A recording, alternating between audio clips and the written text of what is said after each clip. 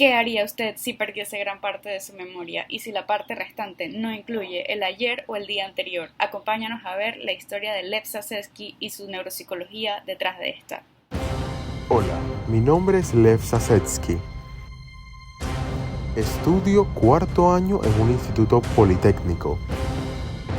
Hasta que inició la guerra y fui a defender a mi país.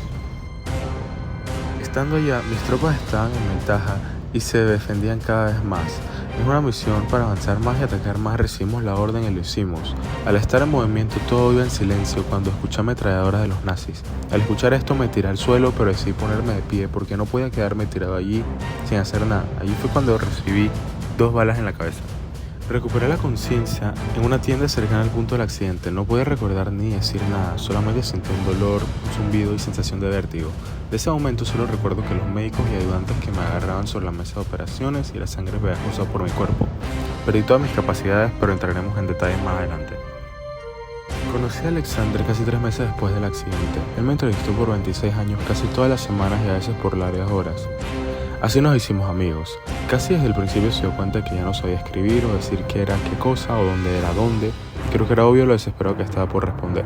Equivocarme solo me hacía sentir peor de no poder hacer ni lo más simple. Aún así nunca me rendí y se celebraba cada vez que lograba responder. Mi objetivo era escribir para mostrar cómo luchaba por recuperar mi memoria lisiada a causa de la lesión. Se me ocurrió descubrir la ofensiva en la que caí herido, pero solo tenía una imagen borrosa en mi mente. El principio de la ofensiva y el frente occidental. Me cuestionaba de qué forma podía escribirlo si no era capaz de recopilar las palabras necesarias para hacerlo. Así que me armaba de paciencia de esperar largamente hasta que me llegaran ideas de palabras que me sirvieran a mi memoria apuntándolas inmediatamente. Pero antes de empezar las siguientes frases tenía que leer lo que acababa de escribir porque ya lo había olvidado. También, en caso de que no recordara nada, recopilaba las palabras y frases al escuchar la radio, leía libros que me fueran útiles y escuchaba a la gente hablar para poder volver a escribir lo que había iniciado a relatar en 1944. Mi historia no tiene un final claro, ya que nunca me recuperé completamente en mi amnesia retrógrada debido a que mi masa cerebral nunca se restableció y las células de la corteza cerebral dañada no volvieron a aparecer. Aún después de todas las herramientas adquiridas y estudios sigo teniendo los mismos sufrimientos. A pesar de esto, Alexander destaca que mi historia es importante porque muestra la capacidad del cerebro humano para adaptarse y recuperarse después de una lesión y cómo luché constantemente por recuperar todo lo que había perdido. El primer bloque de unidad funcional no fue afectado, ya que pudo mantener un estado arousal apropiado que permite centrar la atención sostenida y selectiva, incluyendo el reconocimiento selectivo de un estímulo particular y la inhibición de respuestas a estímulos irrelevantes. En el segundo bloque de unidad funcional, una parte quedó destruida por una lesión por bala, por lo que evidencia cambios en la percepción visual secundaria por la manifestación del daño en el área 37 del hemisferio izquierdo. Debido a esto, Zasetsky no era capaz de juntar las partes individuales de los objetos, motivo por el cual debía adivinar lo que estaba mirando durante su recuperación. Las 2 balas penetraron en la región parieto-occipital del hemisferio izquierdo. El proceso de cicatrización originó una atrofia en el ventrículo lateral izquierdo, generando así singularidades en la memoria, donde este presenta una amnesia retrógrada selectiva desde el momento de la lesión donde no recordaba nada en el pasado. Posteriormente los recuerdos del pasado empezaban a mejorar, pero igual no podía restaurar los conocimientos anteriormente adquiridos. Lev había perdido la capacidad de memoria visual, se le hacía imposible recordar palabras e imágenes, no podía recordar de inmediato y se había vuelto mucho más lento. Se afectaron también las funciones de las áreas cerebrales relacionadas con el análisis y la síntesis de las relaciones complejas. Parte de sus neuronas quedaron destruidas y otras en estado patológico fásico. No presenta dificultades en la comprensión, pero se le resultaba muy complejo reconocer las palabras porque se desvanecía de su memoria en cuanto seguía a la Zasetsky siguiente. tenía dificultades para recordar listas de palabras o frases en un orden específico. Este tipo de memoria se llama memoria secuencial y los pacientes con lesiones cerebrales pueden tener dificultades para recordar secuencias de información. Presentó una pérdida de memoria visual y auditiva que no le permitía tener representaciones mentales de los objetos. Zasetsky tenía afectaciones en las regiones terciarias de la corteza parieto-occipito-temporal del hemisferio izquierdo. Tiene una relación íntima con la organización del habla.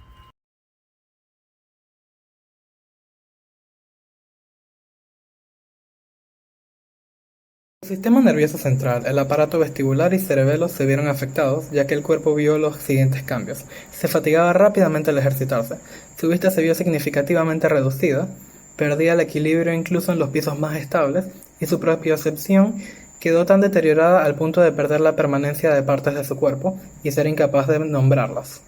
Lev presentaba síntomas espaciales congruentes con daños en las conexiones del occipital, temporal y parietal.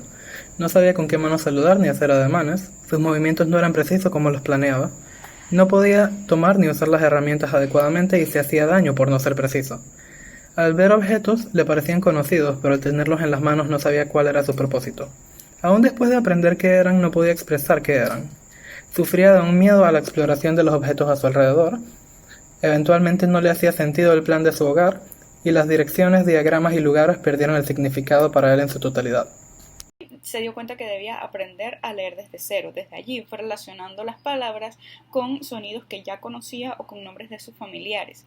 De allí se dio cuenta de que un ojo también le molestaba para poder leer. El segundo bloque del cerebro se vio afectado en este caso, en específico la corteza visual primaria, por lo cual provocó la pérdida de la mitad derecha del campo visual. Y en cuanto a la corteza visual secundaria, él pudo sintetizar características individuales, en este caso las letras, pero le cuesta integrarlo todo como una palabra completa.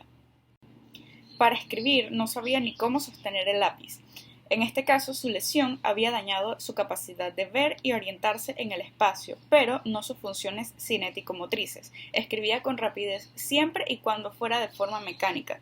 Debido a la pérdida de visión en un ojo y orientarse, se relaciona con el lóbulo parietal, con integrar la información para poder orientarse y así poder ejecutar el movimiento que necesita en el momento para escribir, pero se compensa al tener intactas sus funciones cinético-motrices.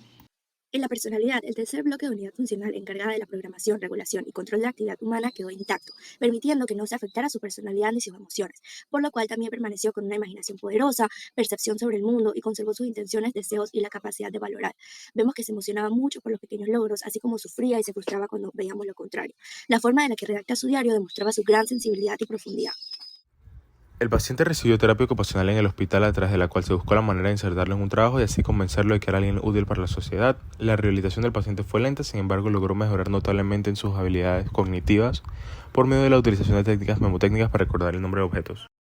También recibió el apoyo de un profesor especializado en logopedia para restablecer el habla, donde estudiaría el abecedario, reconocería las letras y a escribir nuevamente. A medida que pasaban los años, los resultados mejoraron y le podía escribir de manera mecánica. Sin embargo, nunca logra recuperar totalmente todas sus funciones. Fascinante y valioso que nos muestra el impacto de una lesión cerebral en la memoria, el lenguaje y la identidad personal. La obra destaca la importancia de la plasticidad cerebral y la capacidad de adaptación del cerebro humano después de una lesión, y subraya la necesidad de un enfoque interdisciplinario en la rehabilitación neuropsicológica. Además, el libro nos recuerda la importancia de la observación detallada y la evaluación cuidadosa en el diagnóstico y tratamiento de trastornos neuropsicológicos.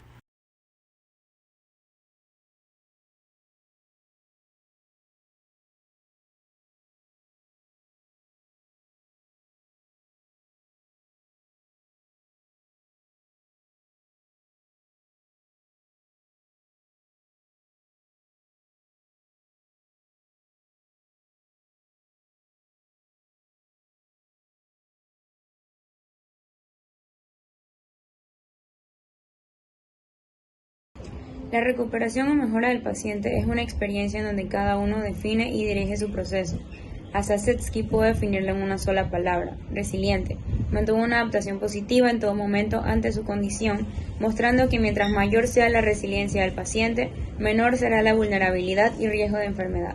De este modo, este caso nos permite ver cómo nuestro cerebro es totalmente adaptable y puede reorganizar sus circuitos a través de la neuroplasticidad. La recuperación o mejora del paciente. Definitivamente que el caso de Lev es impresionante, iniciando porque sobrevive de una situación muy poco probable y a medida de que empieza su recuperación, se encuentra en aspectos psicológicos como que todo le parecía un sueño o más bien una pesadilla, y esto le generó una gran apatía, frustración, se sentía un analfabeto, un inútil, que a través del mecanismo de la escritura encontró propósito y mayores alegrías. Me parece muy impresionante cómo aspectos del cerebro pueden verse afectados, donde afecten tanto a una persona, pero por otro lado hay partes que se mantienen, como en este caso su personalidad, que lo llevó a seguir luchando para sobrevivir. La reflexión que tengo de la historia de Zasetsky es la increíble capacidad del cerebro humano para adaptarse y recuperarse de lesiones tan graves. Se convirtió en un poeta después de su lesión, por lo que el cerebro encontró nuevas formas de compensar las áreas afectadas, a saber que en algunos casos el cerebro puede incluso desbloquear nuevas funciones, pero entonces quedaría analizar si es que las está desbloqueando o nos está haciendo desempeñarnos en ese aspecto que no necesitábamos anteriormente. Como comentario inspirador, quiero resaltar la labor de Luria, como hubiera sido el caso si el profesional no hubiera sido de la misma calidad.